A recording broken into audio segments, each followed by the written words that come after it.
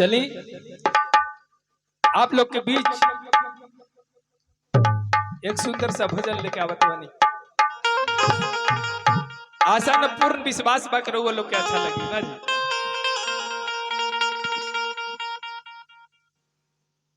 ताई ये भजन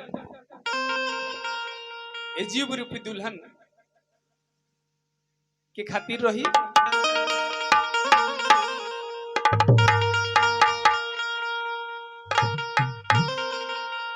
एगो हमरा ऐसा भक्त आके और लोग से कहता रे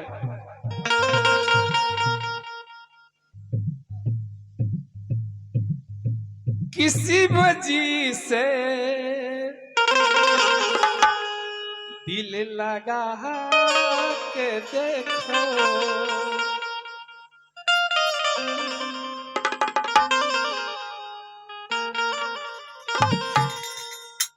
न भरोसा मनवा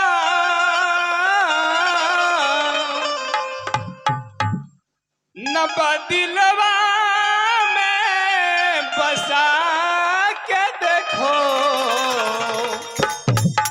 किसी वजह से दिल लगा के देखो।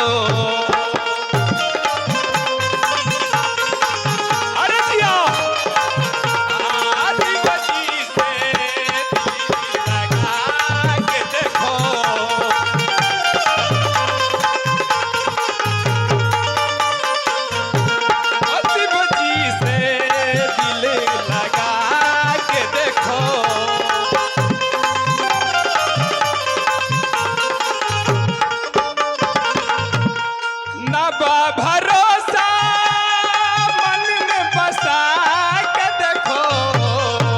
थोड़ा ताली हो आप लोग अभी इस प्रकार है, आप लोग बैठे हुए आवाज यहाँ पार करना चाहिए। किसी बच्ची से दिल लगा के देखो। जय हो जय हो।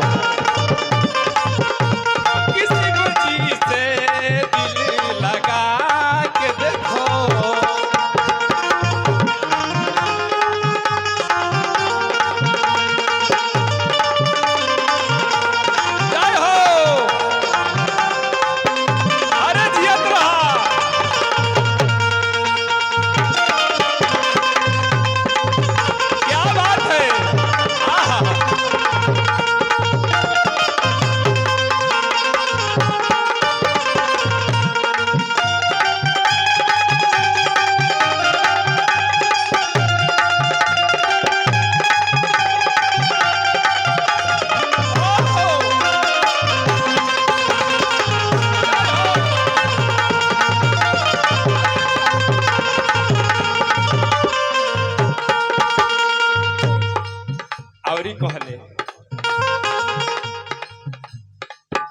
शिव चर्चा के गीत में तो हम जानत नहीं के भैया, लेकिन कोशिश रही काहे कि भक्ति भाव भजन तो शिव जी के ही करी लाए। तो कैसे कहता रे आहा लीलरा में चांद शोभे जटावा में गंगा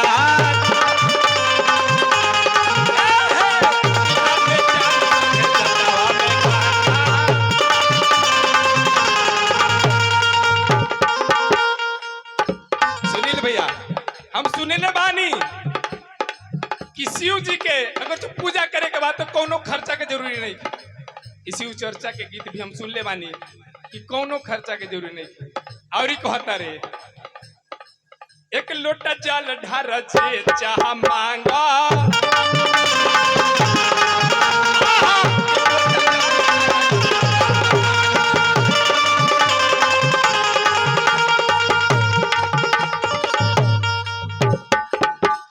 लीलरा में चांद शोभे जटवा में गंगा।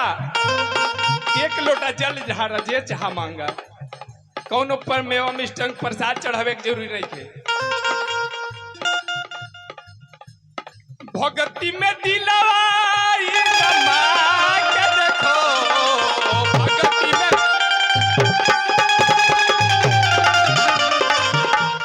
भगती में दिलवा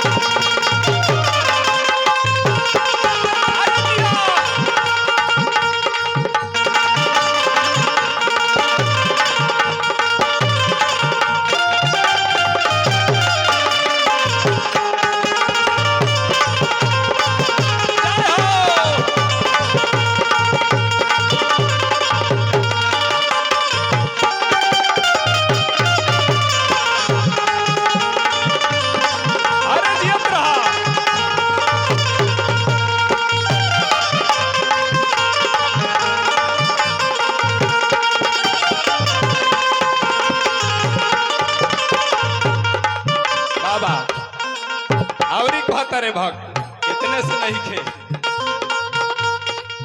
काहे कि आज नहीं खे, इससे जुग द्वापर त्रेता पूरा समय में कहल गई कि शिव गुरु थे और शिव आज भी गुरु है। हाँ जी, बाबा खातिर और कुछ बानी निकलल। मिसरी मलाई भोला मनहु न भावे, मिसरी मलाई भोला मनहु न भावे।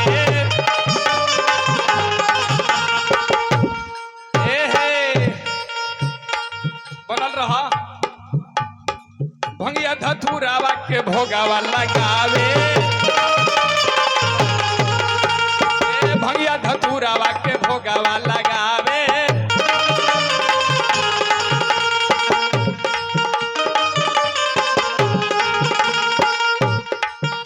और एक चीज और हम सुनले बानी कि शिव जी के पूजा करे के चाहिए ना, शिव जी से मांगे के जरूरी नहीं है। काहे कि मांगब 1 रुपया 1000 रुपया दे दी है तो लाइए के चाहे मर्ज बचा है तो हार्ट अटैक हो जाइए।